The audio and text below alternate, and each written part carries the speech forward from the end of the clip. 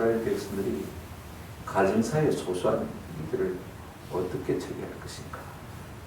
케이스 바이 케이스로 사사건건 우리에게 모든 것을 다 말해주고 있지 않지만 굵직굵직하고 중요한 원리들은 성경이 우리에게 말해주고 있는 것을 볼 수가 있습니다. 이제 우리가 이스라엘 백성들이 남자들이 전쟁에 나갔다는 말입니다.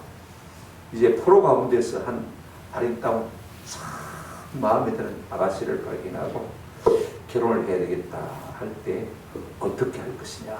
첫 번째 이 문제를 우리가 좀 생각해 보려고 합니다.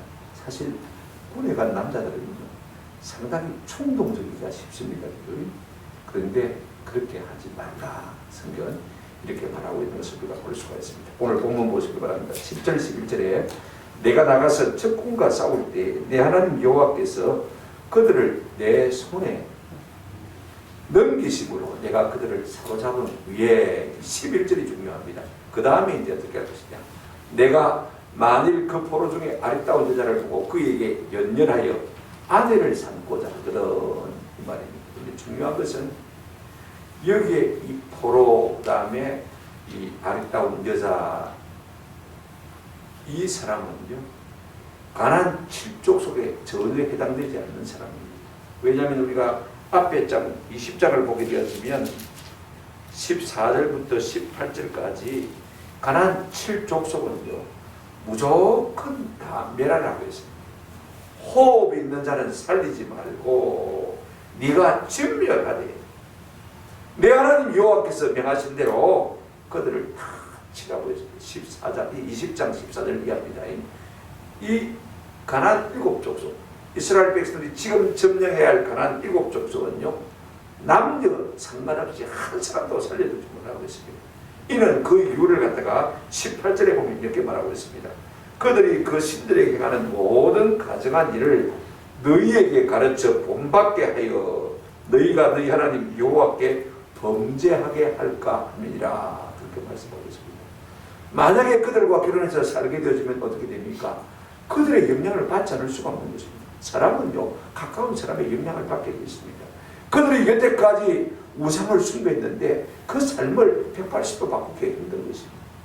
그래서 자꾸 하나님만 섬기는 우리에게 영향력을 미치게 되어지면 우리 역시 하나님 앞에 범죄한 것이 되어지고 결국 이로 말미암아 하나님 앞에 진노를 살 수밖에 없기 때문에 가나안 7족 속의 포로는 무조건 진멸하라고 했습니다. 그런데 여기 포로는요 가나안 7족 속이 아니고 이제 하나님께서 복을 주셔서 다른 민족들을 점령하게 하십니다. 그런 정복 전쟁을 하게 할 때에 그런데 그 포로 중에서 아리따운 여자를 만나서 사모하는 마음이 생기고 내가 결혼했으면 좋겠다 그런 마음이 생길 때 어떻게 할 것이냐 하는 것에 대해서 오늘 본문이 우리에게 말해주고 있는 것을 볼 수가 있습니다. 사실요 남자들이 후회만 하면 디그레스입니다.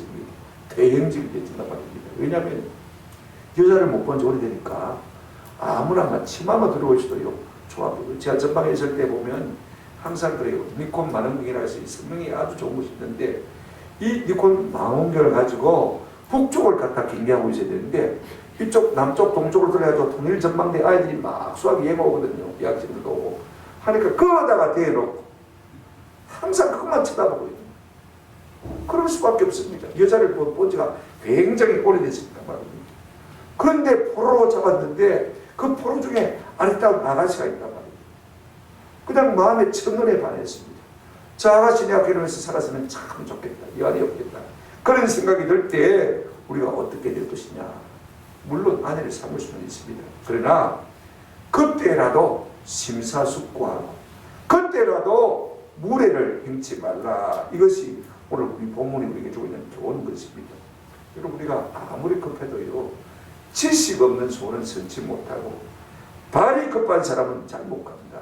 잠언 19장 2절 말씀 제가 대학 다닐 때 이 말씀을 묵상하고 필기하면서 제 좌우명처럼 삼으려고 애를 많이 썼습니다. 지식 없는 손, 지식 없이 열심만 가지고 해보면요 자꾸 사고만 치는 것입니다. 그 다음에 발이 자꾸 급하게 되어지면 뭡니까? 잘 못 가게 되죠. 급한 김에 쫓아나오다 보니까 마스크를 안 가지고 나왔어요. 그럼 다시 올라가야 되죠. 그죠? 이런 일들이 우리 삶에서 비일비재한 것을 볼 수가 있습니다. 우리가 급한 마음에 사로잡히면요 앞뒤 좌우를 잘 분별하게 흔든 것을 볼 수가 있습니다. 아무리 내가 여자를 못 본 지 오래됐지만은 그렇게 급하게 하지 말라는 것입니다. 그 다음에 더 중요한 하나 있습니다. 사랑은요, 고린도전서 13장 5절을 보시면 물에 행하지 아니하며 자기의 유익을 구하자는 것을 보겠습니다. 내가 진짜 사랑해서 데리고 살고 싶으면요, 물에 행해서 살아야 된다는 것입니다. 왜냐하면 그것이 사랑이 아닙니다. 진짜 사랑하면 오래 지켜보는 것이 진짜 사랑의 마음인 것을 우리가 꼭 기억할 필요가 있습니다. 자, 이렇게 전쟁에 나가서 아리따운 여인을 만나서 내가 그 여자를 내 소유로 삼고 싶어 할 때라도 어떻게 하라고 했습니까? 좀 진중해라, 그렇게 말하고 있습니다. 뿐만 아니라 사랑은 물이 행치 않기 때문에 자비를 베풀라, 이렇게 말하고 있습니다. 구체적으로 그러면 어떻게 말하고 있습니까? 12절 한번 보시기 바랍니다. 첫째로, 아무리 급해도 그 여자를 일단은 집으로 데려가는 것입니다. 그리고 그 머리털을 밀고 손톱을 베라. 12절 한번 보실까요? 그를 네 집으로 데려갈 것이요, 그는 그 머리를 밀고 손톱을 베고, 이렇게 말하고 있는 것을 볼 수가 있습니다. 왜 여자에게 머리털을 밀려고 하는 것입니까? 왜 손톱을 깎으라고 말하는 것입니까? 두 가지 아마 이유 때문에 하나님께서 그렇게 명령하실 것 같아요. 첫 번째 이유는 간단합니다. 정결 위해서입니다. 전쟁의 포로 아닌 거죠. 여러분, 전쟁 중에 피비린내 나는 살육이 있습니다. 그죠? 시체가 썩습니다. 그런 와중에 여러분, 우리가 뭐 잘 모르지만은요, 눈에 보이지 않지 모르지만은 세균이, 병균이 엄청나게 득실거든요. 아무리 네가 마음에 원하지만은 조심해야 된대. 조심해야 돼. 우리가 레위기 14장을 보게 되어지면 8절 9절에 이렇게 말하고 있습니다. 정결함을 받는 자는 그의 옷을 빨고 모든 털을 밀고 물로 몸을 씻을 것이라. 그리하면 정하리니 그 위에 진영에 들어올 것이나 자기 장막 밖에 이래를 더 머물 것이요. 그 다음에 9절 보시면 일곱째 날에 그는 모든 털을 밀되 머리털과 수염과 눈썹을 다 밀고 그의 옷을 빨고 몸을 물에 씻을 것이라. 그리하면 말이라 정하리라. 나병 문둥병이 나았습니다. 나왔음에도 불구하고 먼저 일단 털을 밀고 이래 동안 기다리다가 다시 머리털을 밀고 몸을 물로 씻고 옷을 다 빨고 그렇게 해서 진에 들어오라, 그 말인 것입니다. 아직도 병균이 그것도 있을지 모르니까 말이죠. 이게 정결례식입니다. 여러분, 전쟁에서 포로로 잡아왔습니다. 건방 동침하지 말라는 것입니다. 그죠? 깨끗이 씻겨서 머리털을 밀고 모든 정결례식을 행하도록 시간을 가지라는 것을 볼 수가 있습니다. 영적인 의미는 무엇입니까? 자범죄를 청산하는 것입니다. 지난날에 스스로 지은 모든 죄를 정리하고, 하나님 앞에 죄가 있으니까 전쟁에 나서 포로가 됐겠죠. 그죠? 이런 자들을 다 묵상하고 하나님 앞에 하나씩 내어놓고 깨끗함을 받으라는 그런 의미가 있는 것입니다. 이방 나라니까 다른 신을 섬겼겠죠. 그죠? 이 우상을 섬긴 죄로 회개하고 그렇게 해서 성도가 되도록 조금 기다려주라는 그 말씀인 것입니다. 더 중요한 것 하나 있습니다.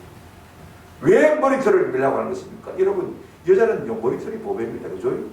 여자는요, 머리털을 기르는 것이 기를수록 더 보배롭고 아름다운 것을 우리가 잘 알 수가 있습니다. 그런데 여자는 머리카락이 보배인데 그걸 깎아버리면 민머리가 되지 않습니까? 그죠? 꼭 여종처럼 되었습니다. 여종층이 아니라 여성처럼 되어진 것을 볼 수가 있습니다. 산에 있는 중이란 말입니다. 그런데 여러분, 머리털이 기니까, 그죠? 아름답습니다. 그런데 머리를 팍팍 밀어버리면요, 조금 전에 그렇게 아름다워 보이던 그 마음이 머리를 팍팍 밀었는데도 아름답게 여겨질까 우리가 한번 생각해 볼 필요가 있습니다. 일단 전쟁을 마치고 집에 데려와서 일상적인 삶을 사는데 머리를 밀어버립니다. 그죠? 전장터에서는 여자를 못 보다가 여자를 보니까 너무 좋아서 환장을 하겠는데 집에 와서 머리를 밀고 여종처럼 생긴 모습을 보니까 말입니다, 마음이 달라질 수가 있던 것입니다. 그러니까 심사숙고하라, 그 말인 것입니다. 순간적인 욕정에 걸려서 결혼하지 말라, 그 말씀인 것입니다. 사람이요, 옷이 날개라고 좋은 옷을 입혀놓으면 좀 그럴듯하게 보입니다. 그죠? 그리고 행동도 좀 그럴듯하게 합니다만요, 남자들 군에 가서 군복 입혀놓으면요, 아무리 지가 세상에서 어떤 사람이 할지라도 똑같이 대행적인 사고 행동하는 것을 볼 수가 있습니다. 말도 그렇게 하고 오줌도 아무 데서 누고 말입니다. 그렇게 하는 것을 볼 수가 있습니다. 남자들은 다 합니다.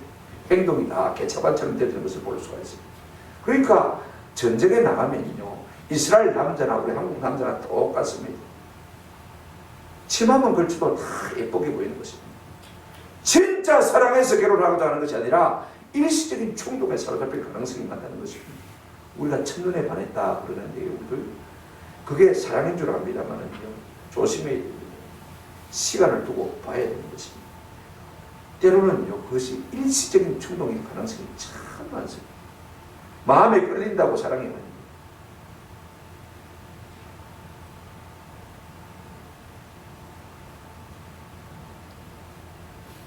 마음에 걸린다고 생각합니다.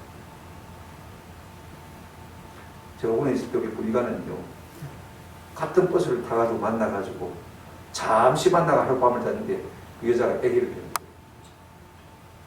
그래가 완전히 물려가지고 고민을 얼마나 하는지, 결혼해야 되냐 안 해야 되냐, 도망가야 되냐 어떻게 돼, 도망가면 안 돼, 네가 책임져야 돼. 그래서 결혼했어요.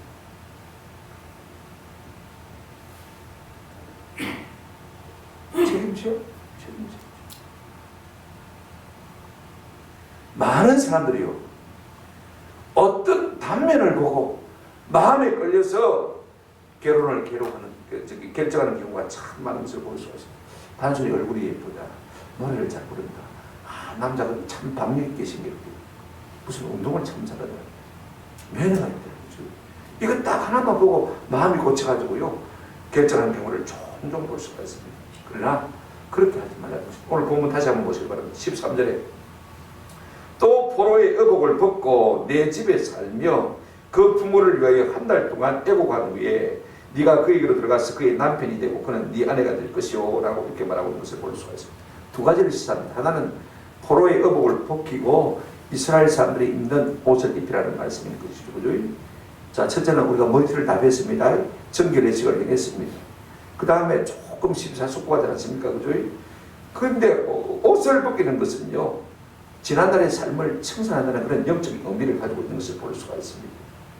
우리가 과거를 청산하지 않고 새로운 삶을 시작할 수 없지 않습니까? 그러니까 지난날의 모든 행습을 다 벗어버리고 이제 이스라엘 백성의 새 옷으로 갈아입는 겁니다. 그 다음에 중요한 말이 하나 있습니다. 그 부모를 위하여 한 달 동안 애국한 후에, 전쟁 프로니까 말입니다. 부모가 죽었을 수도 있습니다. 혹 죽지 않았다 할지라도 이제는 다시 고국으로 돌아갈 수 없지 않습니까? 그죠? 포로가 됐으니까 말입니다. 그러니까 부모와 생이별하는 그런 처지가 될 수가 있습니다. 그런 이별의 예를 한 달 동안 갖추게 해라는 것입니다. 그런 마음을 헤아려 주라는 것입니다. 그런 슬픔을 위로해 주라는 것입니다. 아무리 포로라도 네가 짐승처럼 모르게처럼 가지고 놀지 말고 그와 같은 시간을 인간적으로 자비를 베풀어 주라는 것입니다. 여러분, 사람이요, 사별의 고통이 가장 큰 스트레스 아닙니까? 그렇죠?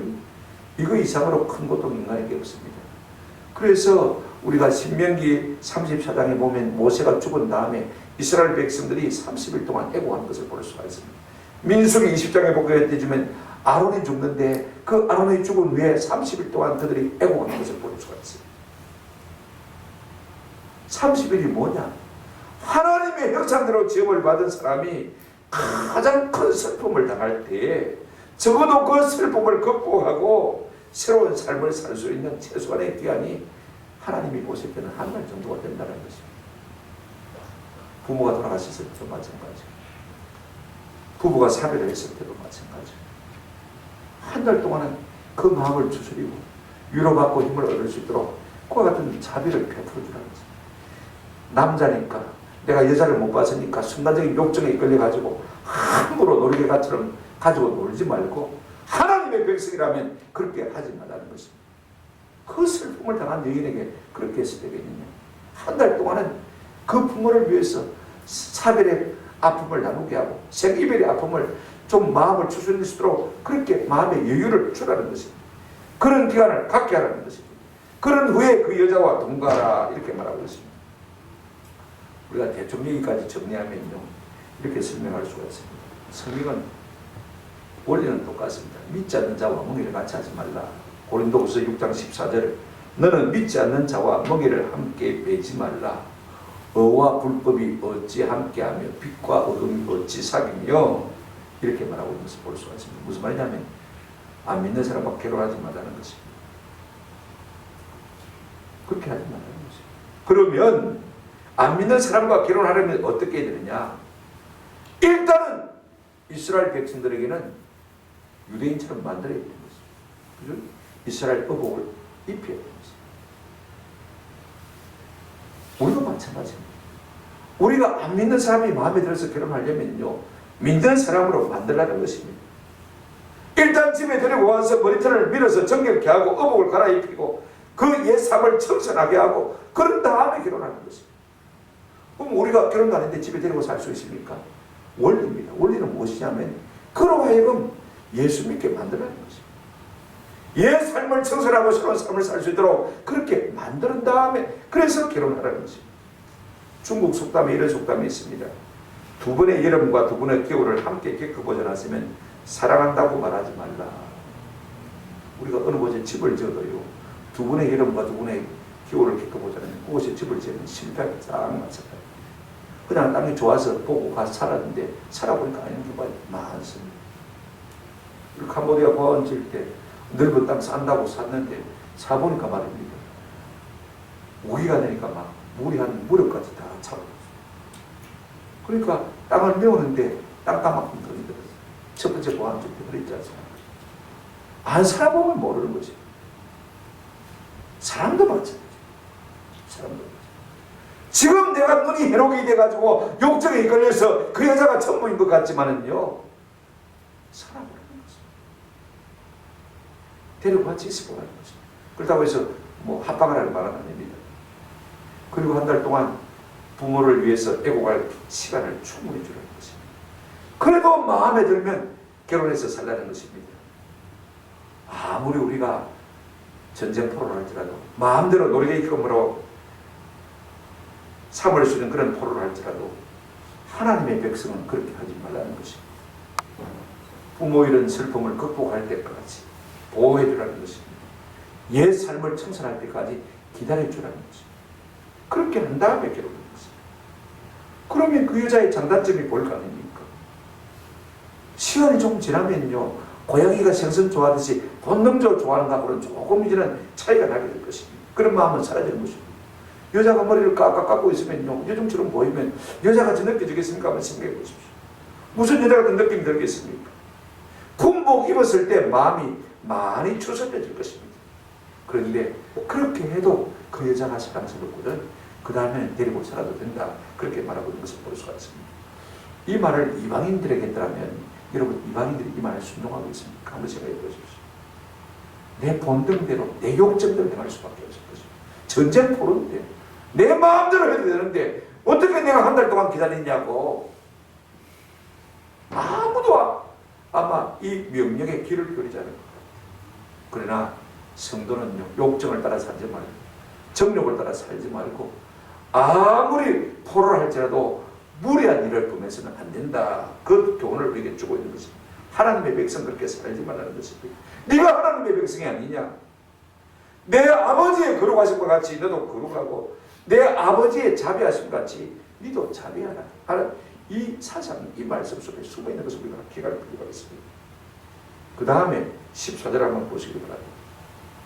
그래도 마음에 들어서 결혼을 해서 이제 데리고 사는데 막상 살아보니까 어떤 생각이 드냐면, 아이고 그때 마음하고 좀 많이 다르다. 보십시오. 그 위에 내가 그를 기뻐하지 아니하거든. 그의 마음대로 가게 하고 그 다음에 결코 돈을 받고 팔지 말지라. 내가 그를 욕보해선즉 종으로 여기지 말지라 그랬습니다. 여러분 생각해 보십시오. 같은 나라 같은 동족이라도요, 결혼해서 살면 어떤 데는 남처럼 느껴집니다. 내가 이 여자를 사랑했나? 내가 이 남자를 사랑했나? 눈에 명시가 박혔지. 다 그런 후회를 딱 한 번씩은 하지 않습니까? 그죠? 그런데 하물며 이방 사람들이 문화가 다르고 풍습이 다릅니다. 무엇이 특별히 다르냐? 신앙이 다릅니다. 여러분, 신앙이요, 조금 엄마살 새끼도 얼마나 불편한지 모릅니다. 나는 좀 더 헌금을 하고 싶은데 한쪽은 아이고 뭐 하다 그리 많이 합니까? 반만 합시다. 4분의 1만 합시다. 여러분, 그래 버리면요, 마음이 얼마나 상하는지 몰라요. 그렇지 않습니까? 그죠? 신앙적인 엄마라는 수가 있어도요, 굉장히 힘듭니다. 그런데 종교적인 이스라엘의 히브리 종교의 복습을 모르는 거예요. 하나님을 섬기는 법을 모릅니다. 일일이 하나하나 가르치면, 사랑하면 인내심을 가지고 할 수 있지만은요, 그런 마음이 조금씩 사라져가면요, 참 그게 갈등이 되거든요. 그렇지 않습니까? 그래서 아이고 아니다 싶거든. 포로니까 그때는 어떻게 하라고 했습니까? 뭐라고 했습니까? 기뻐하잖아요. 그때 그의 마음대로 뭐 하겠습니까? 내 보내주라, 가게 해라. 그러나 종처럼 결코 돈을 받고 팔지 말지라. 네가 그를 욕보해서 데리고 살았으니까, 같이 동침했으니까 종으로 마지 말라, 여기지 말라. 이혼 정서를 줘서 내보내라고 했습니다. 유자료를 줘서 내보내라고 했습니다. 그럼에도 불구하고 그가 이스라엘 땅에 살겠다고 그러면 하나님의 백성이 되는 것이고, 그죠? 그렇지 아니하고 부모가 있든지 없든지 나는 고향 땅에 갈랍니다, 고국에 갈랍니다 하고 귀엽고 고국을 가겠다 하면 가는 것입니다. 여기 상상입니다. 우리가 한번 상상력을 발휘할 필요가 있습니다. 이제 고향으로 가겠다고 해서 고국으로 돌려보냈습니다. 여기부터 상상입니다. 그러면요, 부모, 형제, 일기 친구들이 모여가지고 이제 고국으로 돌아온 그 아가씨를 맞아하면서 뭐라고 하겠습니까? 야야, 그 개 같은 짐승 같은 인간들한테 끌려가지고 고생 많았지? 얼마나 고생 많았겠니? 다 요구동수로 위로한답시고 그런 말을 할 것입니다. 그러면 이 여자가 뭐라고 말하겠습니까? 짐승 같은 거요? 안 그렇던데요? 내가 기억해보니 안 그렇던데요? 포로인 나를 데리고 가서는 씻기고 깎이고 이스라엘 옷을 입히고 한 달 동안 부모 이런 슬픔을 곡하게 하고 위로받게 하고 그 다음에도 나를 사랑한다고 내가 사랑하도록 기다려주고 그래 나를 데리고 살았어. 살아보니까 차이가 많아서 내가 부족해서 그냥 집에 가라. 신사 중에 신사들인데 그러고 뭐 가나안 일곱 족속은 다 죽였는데 그들은 저거 죄로 죽었다 하던데 하나님이 그들을 진멸해놨던데 우리만 포로를 잡힌 것도 아니고 모압도 잡혔고 암몬도 잡혔고 아람 사람도 잡혔는데 내한테만 그런 게 아니고 다 그러던데 아이고 그 사람들은 심성이 착해서 그런 모양이에요. 신사라서 그런 모양이에요. 아닌데요. 저거 나라 신이 그렇게 하라고 시켰다던데 스토리가 이렇게 되어진 것입니다. 자, 제가 무슨 얘기를 하려고 하느냐면요, 이제 이 프로들을 통해서 하나님의 자비하심이 온 세상에 전파가 되는 것입니다. 우리가 사람들에게 자비를 베풀면요, 그 자비함을 입은 사람들이 가서 우리가 믿는 하나님의 소문을 온 땅에 내게 되는 것입니다. 저들이 믿는 하나님이 자비를 베풀려고 했던데요, 그분이 누군데? 여호와 하나님이라는데. 와, 세상에 우리 신하고 완전히 다르네. 그런 신이 어디 있니? 그런 신이 있으면 나도 믿었으면 좋겠다. 스토리가 이렇게 되어진 것입니다. 그래서 우리가 하나님의 자비하심을 따라 너희도 마라 자비를 베풀라. 내 욕심을 따라서 내 정욕을 따라서 함부로 무례하게 행치 말고 하나님이 거룩하신 적 너희도 거룩하고 하나님이 자비하신 적 너희도 자비하라는 것입니다. 우리가 율법을 풀 때 하라 하지 말라 무조건 그런 식으로만 생각하면요, 율법을 못 지킵니다. 왜냐하면 사람들은요, 하지 말라고 그러면 더 하고 싶습니다. 내가 금식해야지 하고 생각하면요, 저는 예수로 함께 지나갔는데, 굶고 지나갔는데, 뛰고 지나가도 아무 줄 알았습니다. 그죠? 그런데 금식하려고 딱 치면요, 더 먹고 싶고요, 먹을 일이 더 많이 생기고요, 더 배가 고파져요. 하지 말라, 안 먹을 기다 그러면요, 더 먹고 싶은 마음이 많이 있는 것을 볼 수가 있습니다.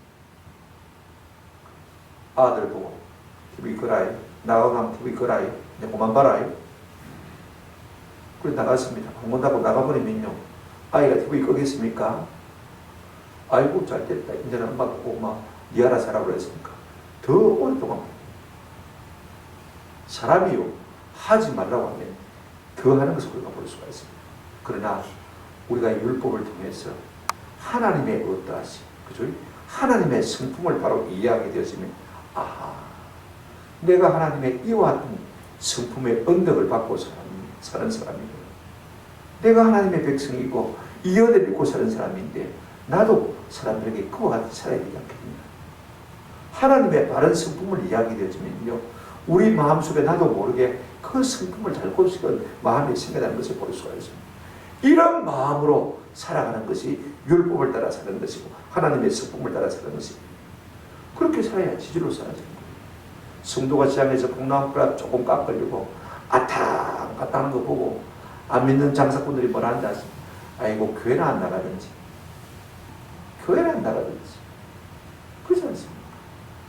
어떤 집사님은 시장 가면 가장 못난 사과, 가장 못난 과일, 가장 못난 채소 조금 씻으려고 그러죠. 그것만 골라가면 돈은 똑같이 주는데 말이에요. 여러분 바보인 다음에야 그럴 사람이 누가 있습니까? 늘 그렇게 가니까요, 주인이 그 아줌마 오면 제일 좋은 거 한쪽에 꼬불치 놨다가 이거 가져가세요, 이거 가져가세요. 아니에요. 나는 아무거나 먹어도 괜찮아요. 까다로운 손님 주세요. 까다로운 손님 주세요. 그러면요, 이 믿는 사람이 어떻게 보이겠습니까? 한번 보십시오. 그때는 무슨 말을 전도해도 다 통하는 것입니다. 내가 먹으면 얼마나 잘 먹겠다고, 먹으면 얼마나 많이 먹겠다고 가타를 피우고 그러죠.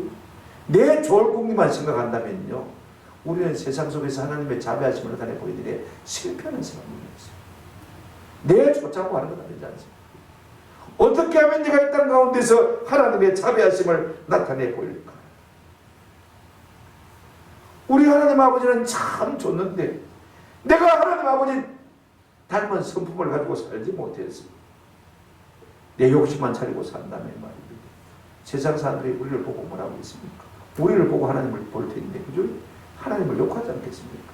하나님을 믿지란 말든지. 오늘 우리가 한 가지 꼭 얘기해 드리겠습니다. 내가 하는 일이, 생각, 행동이 내 아버지하고 똑같다. 참 감사합니다. 왜? 하나님의 성령이 내 속에 쏙 들어와 있으니까, 그죠? 자꾸 하나님 아버지의 마음을 봅니다. 얼마든지 풀어오니까 내 마음대로 할 수가 있습니다. 그죠? 내가 갑의 상태 아닙니까? 그죠? 내가 사장 아닙니까? 내가 상사 아닙니까? 밑에 사람 마음대로 부릴 수가 있습니다. 그러나 세상 사람들은 그렇게 할지라도 하나님의 사람, 하나님의 백성은 네 아버지의 성품을 닮았어. 그럴지라도 뭘 베풀라? 자비를 베풀라. 전쟁 프로니까 얼마든지 내 놀이기감으로 마음대로 내가 할 수가 있습니다. 데리고 놀다가 보내고 싶으면 마음대로 보내고, 팔아먹고 싶으면 마음대로 팔아먹을 수 있고. 전쟁 프로입니다. 그러나 우리 하나님은 그렇게 하지 말라고 말씀하고 있는 것을 볼 수가 있습니다. 오늘 우리의 삶 속에서 하나님의 성품을 닮지 못한 것이 있다면, 하나님, 내 속에 하나님을 닮은 것이 너무 적습니다. 이제라도 내가 하나님의 성품을 좀 닮아서 좀 거룩하게 해주세요. 어쩌든지 다른 사람에게 좀 자비를 베풀며 살게 해주십시오. 좀 그런 마음을 가졌으면 참 좋겠다 싶습니다. 말씀을 정리하려고 합니다. 아무리 내가 마음에 든다고 해서, 포로로 잡은 여인이라고 해서 함부로 가지고 돌아서는 안 된다는 것입니다. 하나님의 자비하심을 따라서 자비를 베풀려고 하는 것입니다. 이걸 우리 시대에 적용하면 어떻습니까? 우리가 하나님의 자녀라고 할 때 내 주변의 부하나 거래처 사람이나 혹은 내가 갑이고 저가 의뢰 관계에 있는 사람이라 할지라도 내 마음대로 해서는 안 된다는 것입니다.